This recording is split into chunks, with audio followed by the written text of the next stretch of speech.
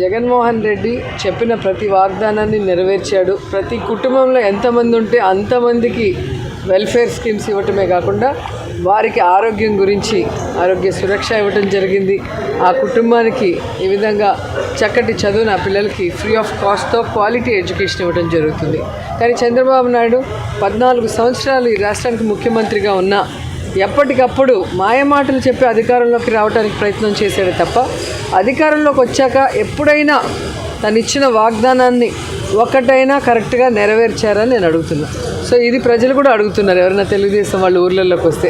అందుకే వాళ్ళు పేపర్లలో ఏసీ రూముల్లో ప్రెస్ మీట్లకే పరిమితమయ్యారు తప్ప ప్రజల్లో డోర్ టు డోర్ రమ్మని మేము ఎన్నిసార్లు వాళ్ళని పిలిచాం.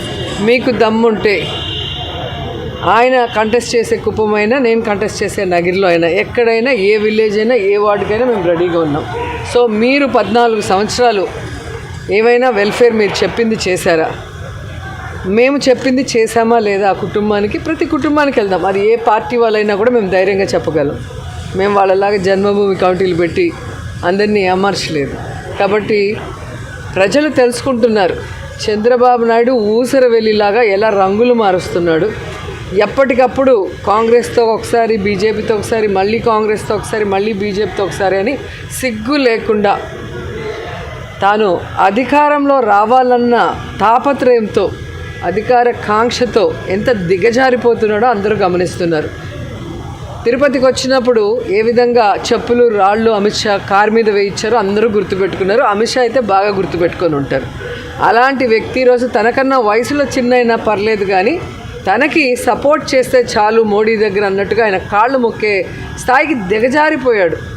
ఇంతకన్నా పొలిటికల్గా మనిషిగా ఎవరు కూడా దిగజారలేరు. 3 సార్లు ముఖ్యమంత్రిగా చేశాడు, వయసులో పెద్దవాడు. అలాంటి వాడు ఈరోజు అమిత్ షా గారి కాళ్ళు మొక్కాడు అంటే పొత్తు కోసం, అధికారం కోసం ఏ విధంగా వెంపర్లాడుతున్నాడు అనేది అర్థం చేసుకోవాలి. ఇప్పటికీ కూడా ప్రజలని ఈరోజు నేను తప్పు చేశాను, ఇకనైనా నాకు ఒక అవకాశం ఇస్తే నేను మీకు ఇది చేస్తా, అది చేస్తా అని ఒక భరోసాని కలిగించాలన్న ఆలోచన ఆయనకు లేదు. ఎంతసేపు జగన్మోహన్ రెడ్డి గారిని తిట్టడం, జగన్మోహన్ రెడ్డి గారి మీద విషం చిమ్మటం, లేదా ఎవరో ఒకరికి కాళ్ళు పట్టుకోవడం. ఒకటి సోనియా గాంధీ కాళ్ళు పట్టుకుంటాడు, లేదంటే అమిత్ షా మోడీ కాళ్ళు పట్టుకుంటాడు.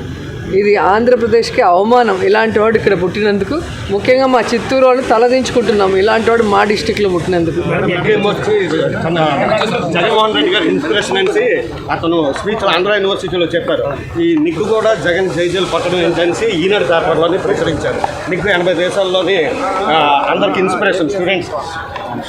ఈరోజు ఈనాడు, ఆంధ్రజ్యోతి చంద్రబాబు నాయుడిని ఎలాగైనా పైకి లేపాలని జాకీలు పెట్టి తిప్పుతోంది.